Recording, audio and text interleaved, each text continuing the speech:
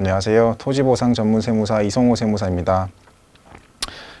지난 시간에는 앞서 이제 토지 수용 사업에 대해서 기본적인 원리와 토지 수용 사업이 과연 무엇인가에 대해서 살펴보았다면, 이번 시간에는 토지 수용 사업을 함에 있어서 토지 소유자가 실제로 산정해야 될 양도소득세에 대한 기본적인 계산 구조와 기본 원리에 대해서 한번 살펴보도록 하겠습니다.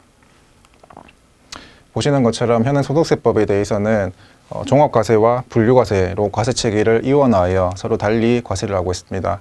종합과세는 우리가 흔히 일상생활에서 확인할 수 있는 이자소득, 배당소득, 그리고 사업소득과 근로소득 등이 있고요.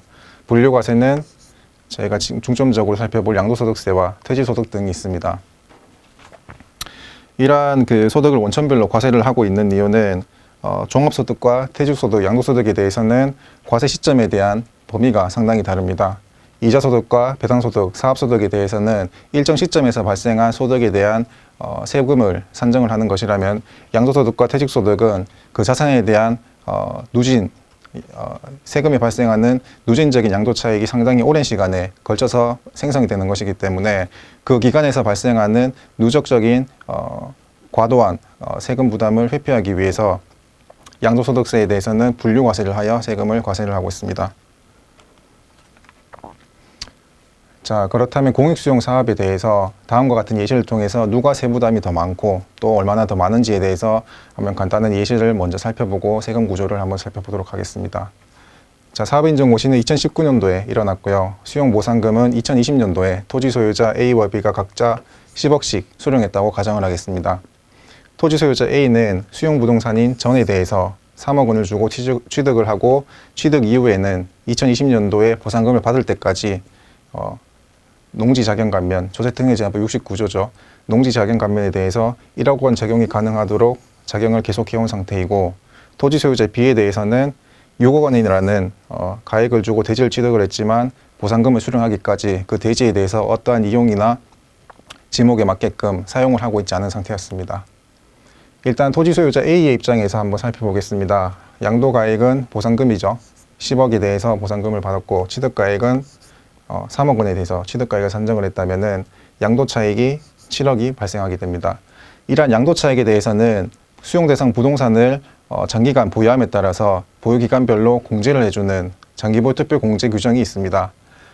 다음과 같이 보유기간이 최소 3년 이상인 경우부터 15년 이상인 경우에는 최대 양도차익의 30%를 공제를 해주는 규정이 있습니다.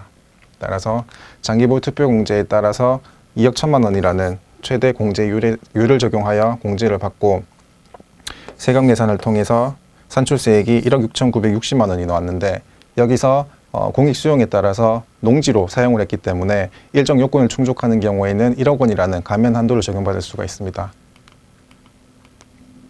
마찬가지로 토지 소유자 B에 대해서 한번 살펴보겠습니다. 양도가액은 토지 소유자 A와 동일하게 10억입니다.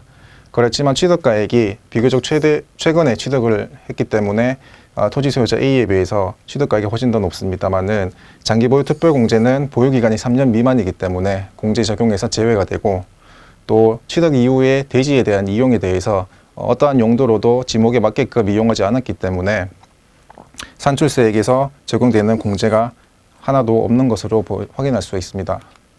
이렇다면은 납부할 세액을 정리를 한번 해보겠습니다. 토지 소유자 A의 경우에는 지방소득세 10%를 포함해서 총 7,600여만 원에 대한 세금이 발생을 하고, 토지 소유자 B에 대해서는 역시 지방세를 포함해서 1억 9천이라는 세부담 차이가 많이 발생을 합니다.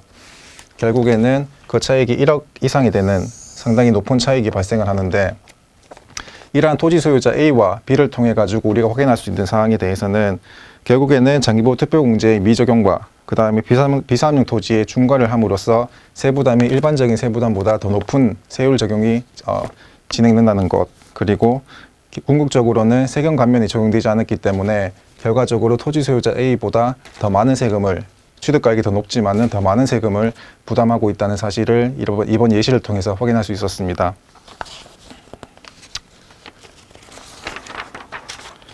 이처럼 수용의 경우에는 여러 가지 감면 요건과 법리 판단이 많이 수반됩니다. 따라서 내가 보상금을 받고 나서 이 보상금을 어떻게 운용할지에 대한 미래에 대한 투자를 고려하신다면은 양도를 하기 전에 토지 보상금에 대한 협의를 하기 전에 우선 세금 상담 및 세금 계산에 대해서 먼저 한번 살펴보는 것이 중요하다고 보여집니다.